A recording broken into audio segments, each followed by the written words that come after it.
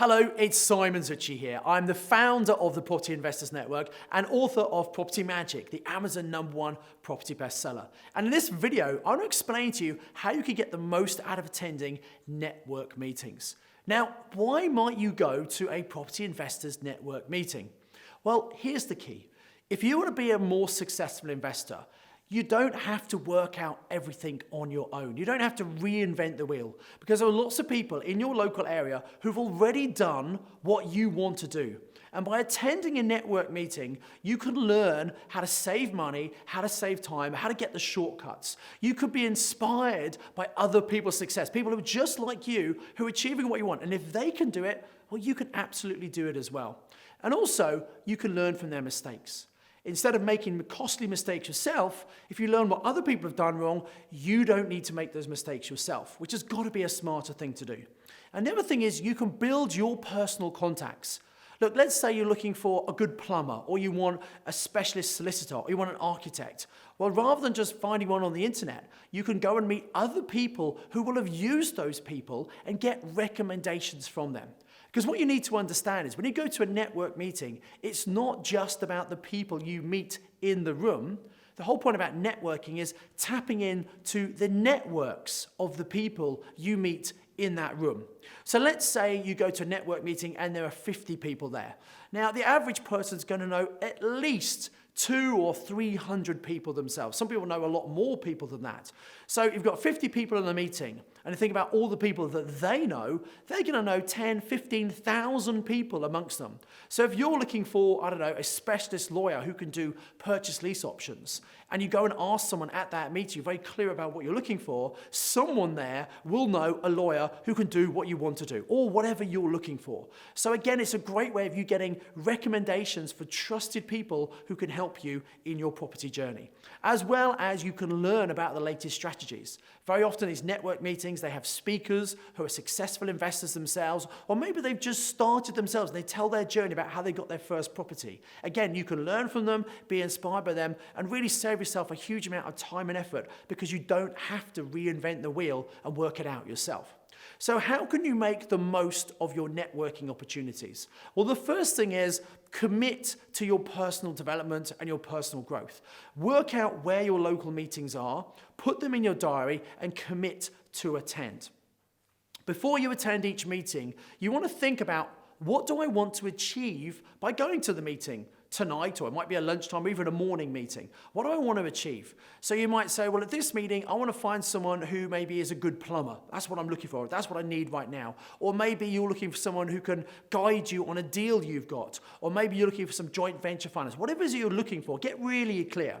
Because when you go to that meeting and meet people, you can talk to them and ask them specifically what you're looking for. Now, the best phrase to use when you go networking is, who do you know who ...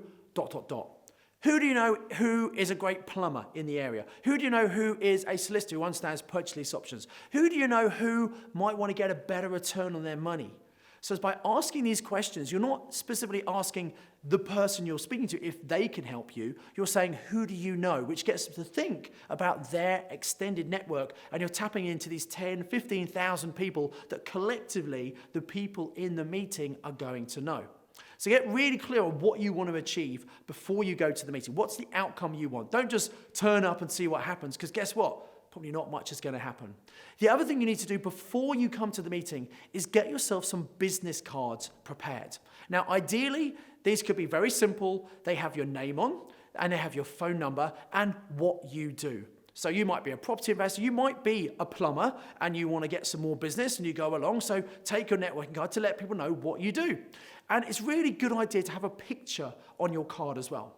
Because if people see a picture and they see a card and they might come home from networking, put their cards on the shelf, and a couple of weeks later or a month or 2 months later, see this pile on the shelf and wonder what this dusty pile is. And they see these cards and they flick through and they have cards with no pictures on, which is what most people do, and they don't remember who it is or where they met them. Whereas if you have your picture there, they might think, oh, yeah, I remember I met that person at one of the PIN meetings. And so having a picture will make you far more memorable and will enhance the possibility of people coming back to you and contacting with you. When you actually attend the meeting, plan to arrive early and plan to leave late. The Property Investor Network meetings, they start at 7 p.m, but you can arrive from 6 p.m. in the evening for a full hour of networking, connecting with people. And then the meeting finishes about 9 p.m, but you can stay afterwards. Many people stay in the bar to have a drink and connect. So if you're going to make the effort to go to a meeting, why not maximize the opportunity by going for 6 and planning to leave at 10 or 10:30, whatever. Really maximize the opportunity. Take the whole evening to go and connect with people who can help you on your property journey. Now, you do want to connect with new people. A common mistake that people make is they recognize someone and go and talk to them, someone they already know, because that's easy. I don't really want to have to talk to a stranger. Well, the thing you've got to remember is that at these network meetings, everyone's got something in common. They're all interested in property. And so you can go up to someone and say, hi, my name's Simon, or whatever your name is, and say, so what are you looking to, why are you here? Or are you investing at the moment? Are you local?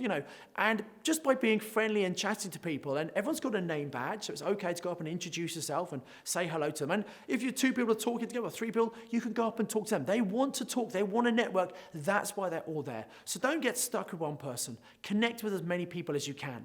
And when you meet them, don't just give them your business card.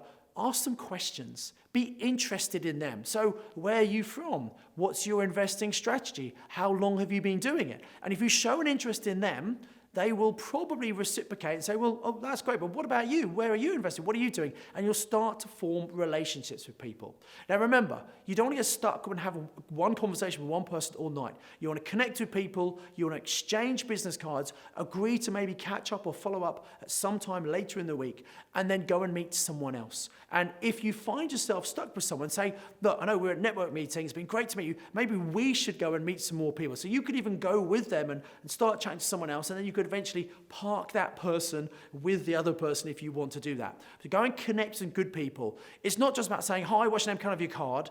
You want to have quality connections. And 3 to 5 really good quality connections is better than just collecting cards from 10 random people who you didn't really connect with. Now, when you leave the meeting, you want to follow up with the contacts, the cards you've collected. Let's say you spoke to someone and someone was looking for someone wanted a great architect to work with, and you know someone who's used a really good architect. You may not know the name and number yourself, but you contact your friend, get the name of that person, and then go back to that person you met, call Bob, and say, Bob, we met at the PIN meeting, you were looking for a good architect. Well, I've spoken to one of my friends who's got a really good architect. Here's his name and number, you can follow up. So you're just being helpful, helping other people, putting stuff out there.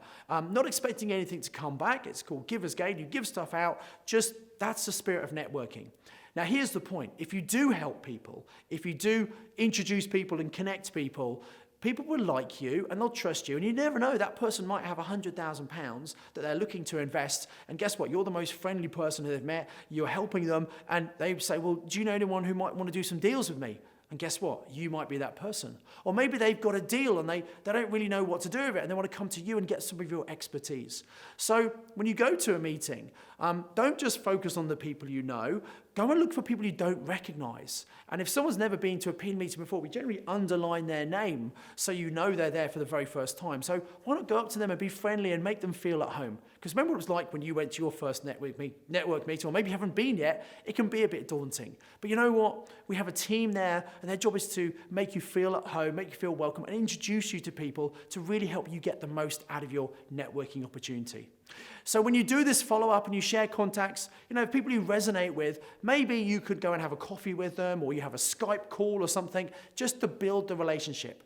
Because if you are looking for people to work with, who you can do deals with, or borrow or lend money, you're not going to just, metaphorically speaking, jump into bed with someone straight away. You've got to build trusting relationships. And you must always do your due diligence and check people out. And I've done another video all about due diligence, how you check people out, check projects out. Take responsibility for the decisions you make. Always make sure you're careful, because there are some people in the property world who maybe aren't as genuine as you would like. So just always be careful and do your research. As long as you do that, you can achieve far more by working with other people. And the more people you know, the more likely you'll bump into the people who can actually work with. So just to summarize, how to make the most out of networking. First of all, Think about what do you want to achieve at the network meeting. Set an intention before you go.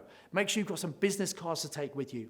Arrive early and plan to leave late. Speak to lots of people, connect with them, have a proper conversation, be interested in them, take their card and then follow up. Don't get stuck with one person. Speak to new people and don't spend too long with people you already know.